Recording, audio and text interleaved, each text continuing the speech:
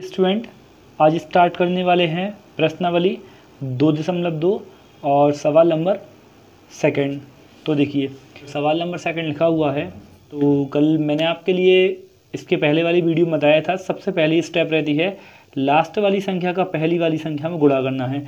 चलिए थोड़ा रफ में देख लेते हैं। देखिए जैसे सवाल लिखा हुआ है यहाँ पर 4s² माइनस के 4s प्लस का 1।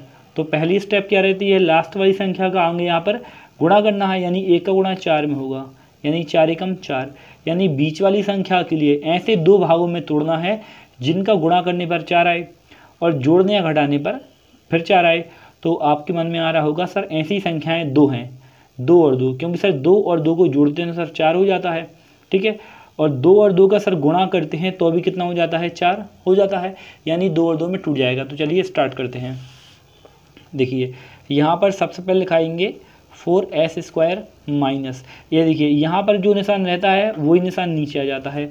और मैंने आपके लिए कल की वीडियो में बताया था कि बीच वाली संख्या जिन दो पार्टों में तोड़ते हैं मैंने आपके लिए कल की वीडियो में बताया था कि जो बड़ी वाली संख्या रहती है वो आती है आगे और छोटी वाली संख्या आती है पीछे। यानी लेकिन आज के सवाल में यहाँ पर 2 और 2 में तोड़ रहे हैं, यानी 2 और 2 दोनों समान संख्याएं हैं, तो यहाँ पर आ जाएगा 2s, ठीक है।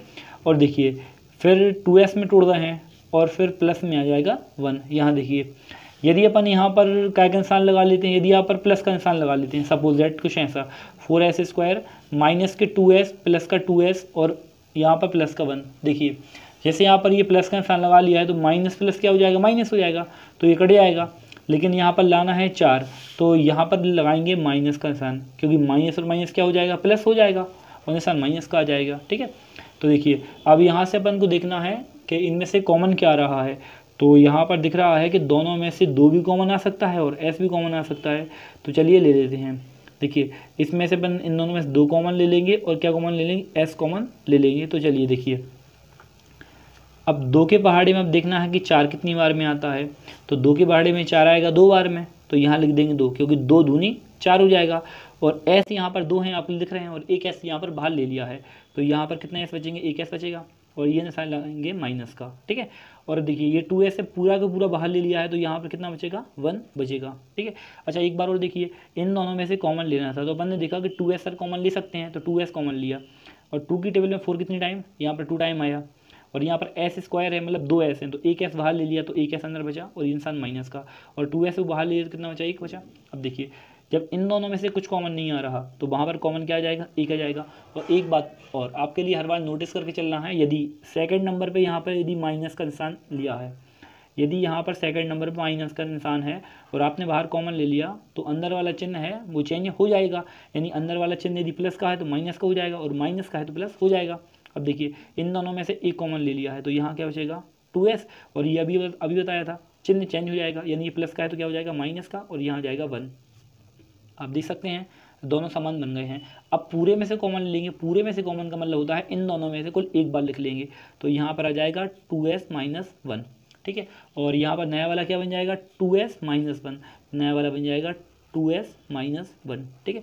अब यहाँ पर गुणनखंड निकालना है तो दोनों के बराबर में 0 लेके चलना पड़ेगा, तो चलिए 0 लिख लेते हैं। 2s माइनस 1 बराबर लिख लेंगे 0, ये इसके बराबर 0 रख लिया, अब इसके बराबर रखेंगे 2s माइनस 1 बराबर में कितना आएगा, 0 आएगा, ठीक है।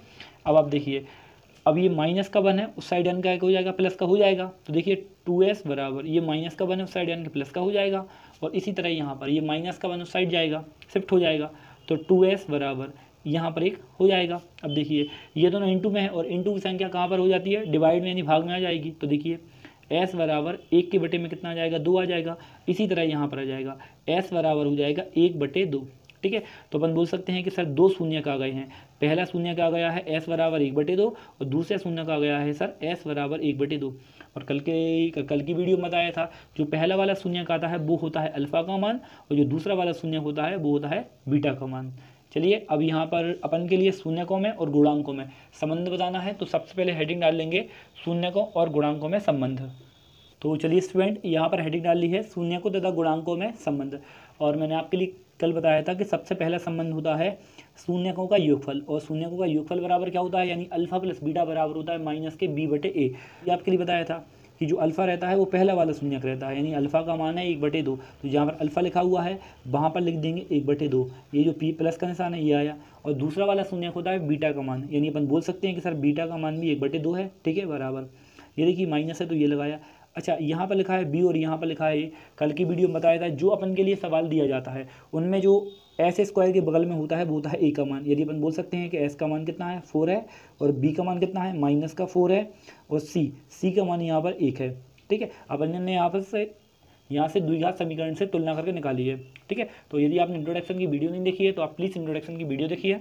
लिख देते हैं ए का मान 4, बी का मान -4, सी का मान 1, ठीक है। तो चलिए यहाँ पर फॉर्मूले मान रखते हैं। देखिए यहाँ पर ये लिखा हुआ है माइनस के बी, और माइनस बी का मान है -4, तो यहाँ लिखेंगे -4 बटे, देखिए, और यहाँ पर लिखा हुआ है ए, और ए का मान कितना है, ए का मान अभी हल लिख के आए, ए का मान कितना है 4 है। तो चलिए जहाँ पर ए है वहाँ पर कितना लिख देंगे 4 लिख देंगे। अब देखिए इसके लिए कैसे सॉल्व करना है। देखिए सबसे पहले इस वाली संख्या का इस वाली संख्या में गुणा करेंगे। आप थोड़ा सा रफ में देखिए, जैसे आपके लिए कोई सवाल आ जाए 5/3 प्लस 4/2।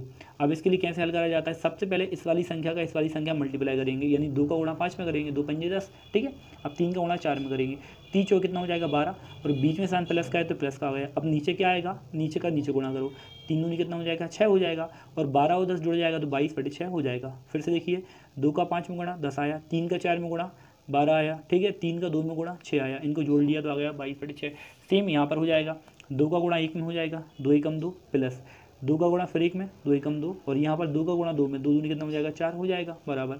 ये माइनस और ये माइनस प्लस हो जाएगा, 4/4 हो जाएगा। और फिर आगे देखिए यहाँ देखिए 2 और 2 को जोड़ देंगे, और 2 और 2 कितना हो जाएगा 4/4 बराबर 4/4। देखिए ये हो गया शून्यकों तथा गुणांकों में संबंध। इसके बाद सेकंड वाला फॉर्मूला लगाएंगे शून्यकों का गुणनफल। तो चलिए स्टूडेंट यहाँ पर सेकंड वाला फॉर्मूला लगा लिया है कि क्या होता है शून्यकों का गुणनफल अल्फा इंटू बीटा बराबर होता है c/a।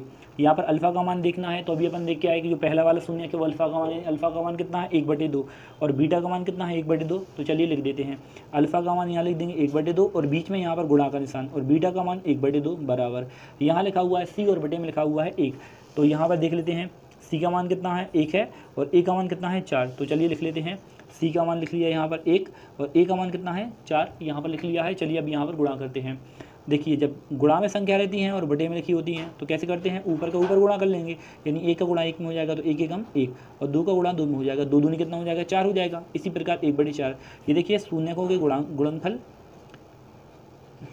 तो चलिए स्टूडेंट यहाँ पर आ गया है शून्यकों का गुणनफल। देखिए ये दोनों बराबर आ चुके हैं, ठीक है, यानी अपन जो संबंध है वो अपना सही हुआ। चलिए अब नेक्स्ट वीडियो मिलते हैं थर्ड सवाल के लिए, तब तक के लिए थैंक यू सो मच।